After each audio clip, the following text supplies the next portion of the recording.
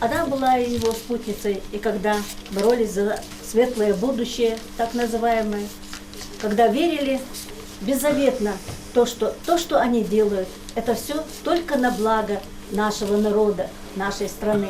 Она прожила насыщенную и нелегкую жизнь. На сегодняшнем мероприятии родные и близкие вспоминают достойную дочь ингушского народа Жанету Зязикову, супругу друга и соратника Идриса Зязикова, человека, сыгравшего огромную роль в становлении ингушской государственности. Племянница Жанеты, вспоминая ее, делится о самых нелегких испытаниях, выпавших на долю нашей героини. В 1930-м ее вместе с мужем арестовали по обвинению в организации убийства секретаря ингушского обкома партии Черноглаза. После 2 лет следствия и расспросов ее освобождают из-под стражи. Вина не доказана. При всех этих тяготах она никогда не теряла веру в своего супруга Идриса.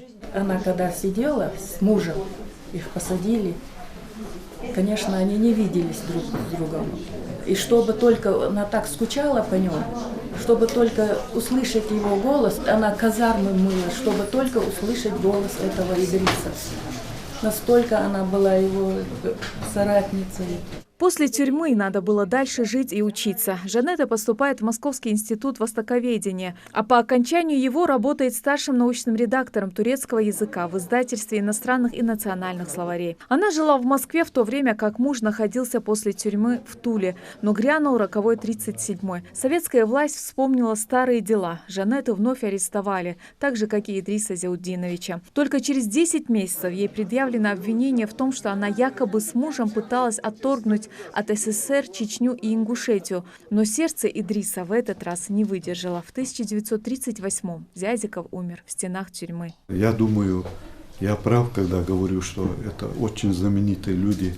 Это одного из знаменитых тейпов Хантыговых, вышедшая дочь народа Жанета Ярычевна Хантыгова-Зязикова, которая была в прошлом столетии депортирована, репрессирована за свои убеждения. А что у нее были за убеждения? Чтобы сохранить нашу ингушскую автономную область, чтобы сохранить наш суверенитет, нашу государственность. Вот и была их борьба. Вот в чем они были и репрессированы. Целый год племянница Жанеты Зязиковой собирала о ней материалы в архивах и музеях. Все документы, которые некогда у них были, сгорели на войне в Чечне. Сегодня все, о чем здесь говорили, было из рассказов самой Жанеты и ее родственников. Лида Хантыгова отмечает, что она была удивительно стойкой и доброй души человеком. По всему тому, как я ее помню, и что она говорила, они всегда хотели дать счастье народу. Именно народу. Они хотели, чтобы народ был грамотный, чтобы учились. Старались, вот сколько она старалась всех учиться, помогала родственникам, там, кто хотел учиться, вот поступать в институт. Скромная и застенчивая горянка, при кажущейся хрупкости и незащищенности, в минуту суровых испытаний преображалась в мужественного, гордого и непреклонного борца. Жанета никогда не оставалась сторонним наблюдателем, когда решалась судьба народа, а ингушам предстояли невероятные испытания. В годы депортации Жанета Зязикова сумела объединить вокруг себя лучших представителей ингушского народа. По приезду оттуда она стала директором Чечено-Ингушского краеведческого музея. О ее поддержке в те годы вспоминает и племянник Мустафа Миржоев. Ну и как-то в порыве, значит, когда мне это не поддавалась учеба, я разжалобился, короче. Я говорю, вот мне не поддается учеба, по-моему, говорю, мне лопата нужна в руках, говорю. Мои знания, там опыт, там и так далее, но не хватает, мол, сил дальше учиться.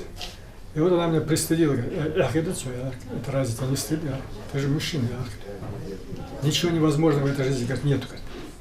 И даже думать об этом, говорит, не забудь. Я это почему говорю?